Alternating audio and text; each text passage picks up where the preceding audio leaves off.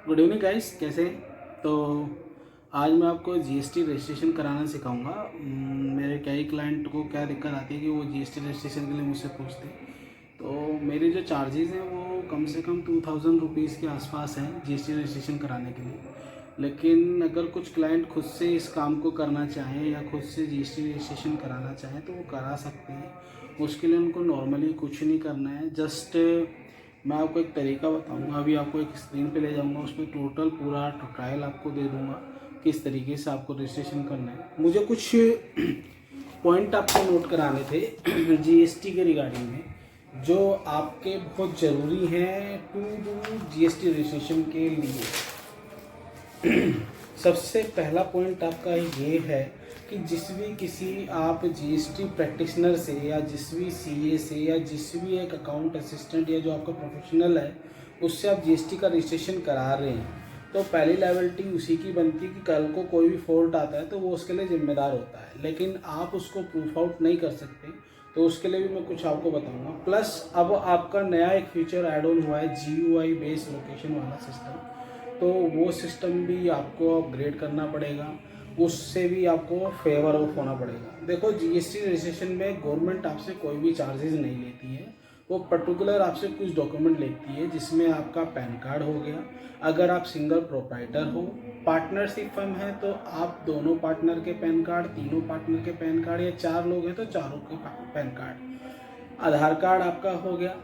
जिस प्रॉपर्टी पे आप बिजनेस खोल रहे हो अगर वो आपकी खुद की है तो उसका प्रॉपर्टी के पेपर लगते हैं या उसका बिजली का बिल लगता है। और अगर प्रॉपर्टी आपने रेंटेड ली हुई है तो उसका रेंट एग्रीमेंट विद विटनेस और सिग्नेचर के साथ में लगते हैं। इन केस आपने ये डॉक्यूमेंट तो आपने अपने उसके लिए लिए, प्लस में आपका एक आधार कार्ड हो गया, बिजली का बिल हो गया और रेंट एग्रीमेंट हो गया। ये 3 से 4 चीज़ आपकी रिक्वायरमेंट है। अगर आपकी प्राइवेट लिमिटेड फर्म है या फिर पार्टनरशिप फर्म है या कोई अदर फर्म है, मतलब जो प्रोप्राइटर और पार्टनरशिप को छोड़ के अदर कोई फर्म है, तो आपके डिजिटल सिग्नेचर वो आपके लगते हैं। तो मैं आपको बता रहा था कि पोर्टल में लॉगिन के लिए मैंने आपको डॉक्यूमेंटेशन प्रूफ भी मैंने आपको बता दी। तो जिस हिसाब से आपको डॉक्यूमेंटेशन प्रूफ बताए वो आपके लगते हैं। प्लस आपका 7 से 8 दिन का प्रोसेस होता है, उसके बाद में आपको आपका जीएसटी नंबर मिल जाता है और आप अपना बिजनेस स्टार्ट कर सकते हैं। तो उसमें नंबर एक जो बात ध्यान रखने की है वो आपकी ये है कि सबसे पहले आपकी जो सेल है वो 40 लाख से नीचे नहीं होनी चाहिए। अगर पर्टिकुलर आपके पास 40 लाख तक की सेल है, एग्रीगेट टर्नओवर आपका 40 लाख तक जाता है, तो ही आप एक जीएसटी नंबर के लिए अप्लाई करें। क्योंकि उससे नीचे की सेल पे पहले तो गवर्नमेंट भी आपको अलाउ नहीं करती है कि आप एक जीएसटी नंबर लें। प्लस में आपको एक जीएसटी नंबर लेने के बाद उसकी कई चीज़ें आपके लिए पर्टिकुलर बढ़ जाती हैं, जिसकी आपको जैसे कि मंथली रिटर्न या क्वार्टरली रिटर्न कंपलसरी फाइल करना होगा। बिल अगर आप जीएसटी रिटर्न पे आपकी सेल भी नहीं है, आपके जीएसटी नंबर पे कोई सेल या परचेज भी नहीं है, तब भी आपको नील रिटर्न फाइल करनी ही होगी। अगर आप नील रिटर्न फाइल नहीं करते हैं तो आपको एज पर गवर्नमेंट आपको पेनल्टी बढ़ती है।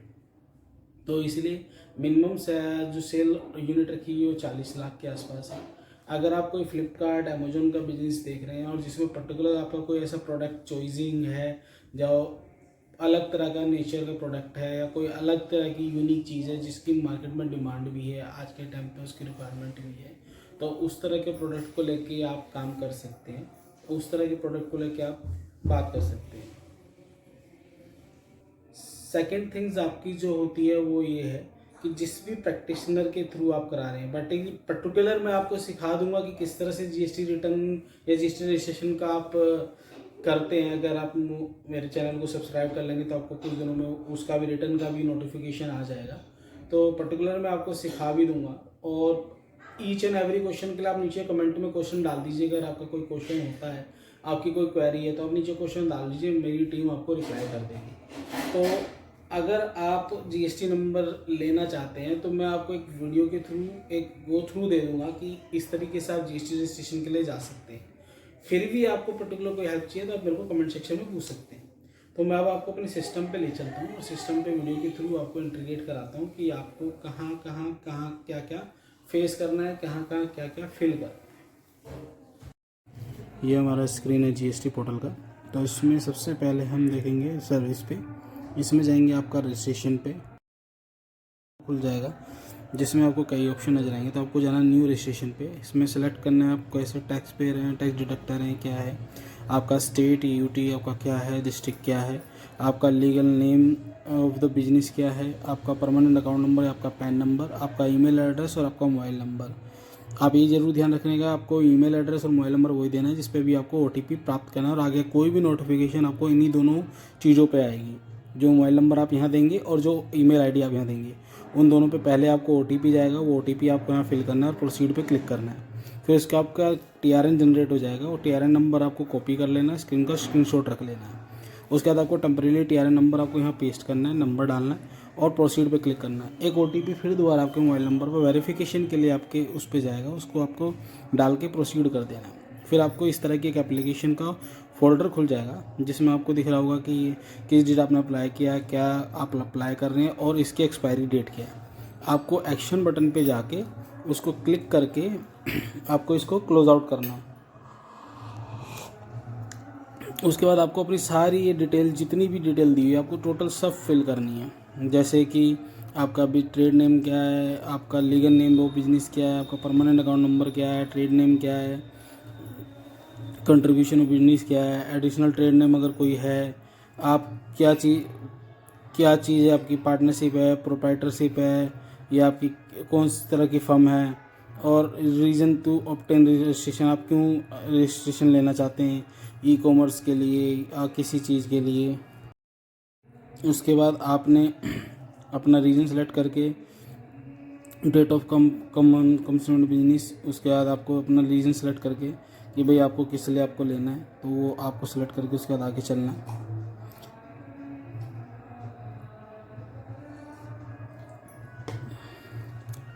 उसके बाद मान लीजिए अगर आपका कोई भी पहले से कोई रजिस्ट्रेशन है तो वो आपको फिल कर देना। जैसे हमने कोई 10 नंबर ले रखा है या कोई और नंबर आपने ले रखा है तो आपको यहाँ फिल कर देना, उसका टाइप ऑफ रजिस्ट्रेशन डाल देना है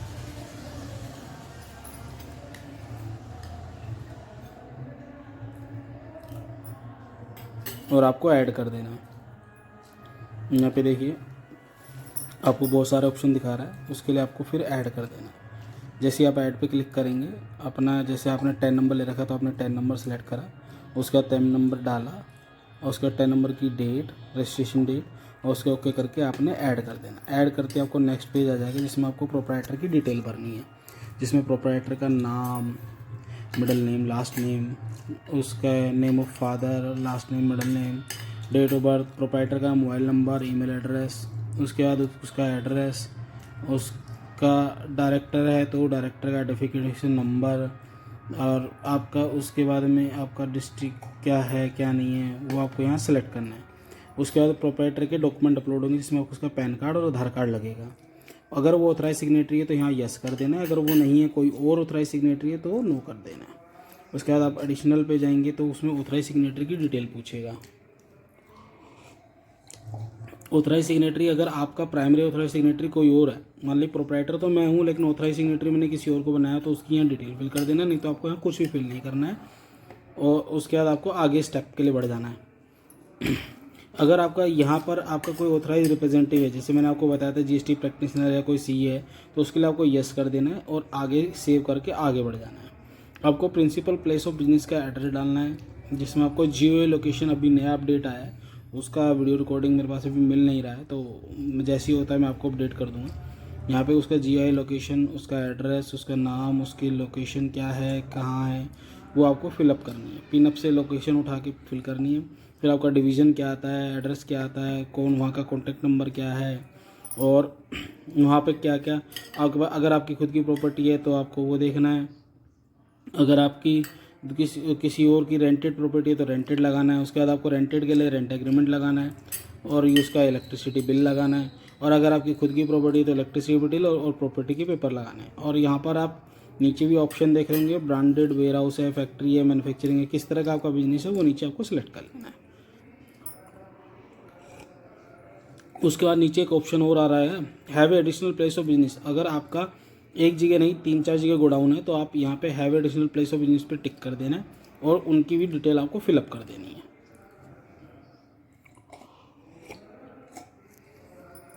उसके बाद हम नेक्स्ट पेज पे जाते हैं, जिसमें आपका अगर एडिशनल प्लेस ऑफ बिजनेस है तो वही सेम आपको उसी तरह से फिलअप करना है। और आगे बढ़ जाना है। और अगर आपका नहीं है तो आपको कुछ नहीं करना है, कंटिन्यू पे क्लिक करके आगे कर देना। अब आप किस तरह की सर्विस दे रहे हैं, या सर्विस दे रहे हैं या गुड्स दे रहे हैं। सर्विस दे रहे हैं तो सर्विस के एसएसएन कोड 5 एसएसएन कोड आपको यहाँ सेलेक्ट करने हैं जिसमें आप सर्विस दे रहे हैं। अगर आप गुड्स दे रहे हैं तो आपको 5 एसएसएन कोड गुड्स के आपको यहाँ सेलेक्ट कर लेने हैं, जो उसमें आप जो प्रोडक्ट पे आप डील कर रहे हैं। उसके बाद आपको ये सिलेक्ट करने के बाद में आपको नेक्स्ट स्टेप के लिए आगे बढ़ जाना है।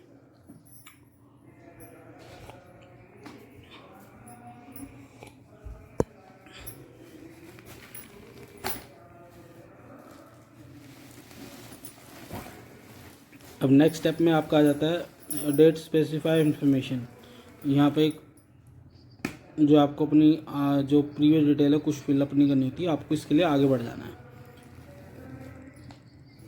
उसके बाद आपको यहाँ पे सेलेक्ट करना है आपका ऑथराइज आधार ऑथेंटिकेशन वाला, ओके करना है और आगे बढ़ जाना है। उसके बाद आपको नेम ऑफ ऑथराइज सिग्नेटरी का क्लिक करना है और आपने कहाँ से फॉर्म फिलअप किया ऑनलाइन उस स्टेट का नाम डालना है। उसके बाद आपको एक OTP आएगा, आप वैलिडेट OTP करेंगे। यहाँ पर जैसे ही आप OTP वैलिडेट करते हैं तो आपका एक ARN आपके मोबाइल पे जनरेट होके आ जाएगा और आपकी मेल पे कुछ इस तरीके से आपको एक मेल आएगी इस मेल आईडी से। ये आप देख लीजिए, इस मेल आईडी से आपको मेल आएगी। क्लिक हेयर करके आपको यहाँ से अपना आधार ऑथेंटिफिकेशन कर लेना है, जिसमें आपको आधार नंबर डाल के OTP के थ्रू वेरीफाई कर लेना है। आपने यहाँ अपना आधार नंबर डालना है, वैलिडेट आधार करना है। उसके बाद आधार वाले रजिस्टर्ड मोबाइल नंबर पे आपको एक OTP रिसीव होगा, वो OTP आपको यहाँ फिलअप कर देना। जैसे ही OTP स्लिप कर देंगे उसके बाद तुरंत बाद आपको यहाँ पे दिखाएगा कि आपका आधार जो है सक्सेसफुली eKYC के लिए वेरीफाई हो गया है। यहाँ आपको आधार की आपकी पूरी डिटेल शो हो जाएगी जिसका आप आधार लगा रहे हैं। जैसे आपका है तो आपकी पूरी डिटेल आपको शो हो जाएगी और सक्सेस का एक मैसेज आ जाएगा।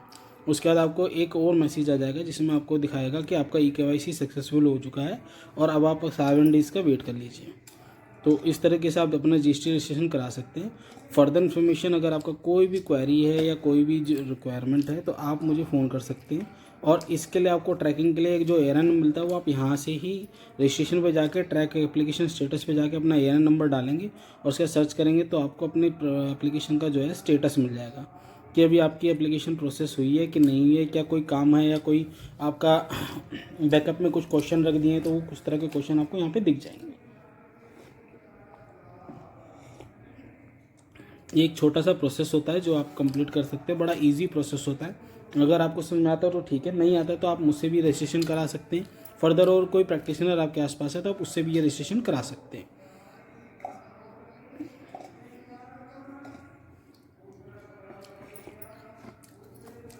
जिस तरह से इसमें आप देख रहे हैं कि पेंडिंग फॉर प्रोसेसिंग दिखा रहा है, GST नंबर दिखा रहा है। उसके बाद आपको यहाँ पे सारा कुछ दिखा रहा है कि मीनिंग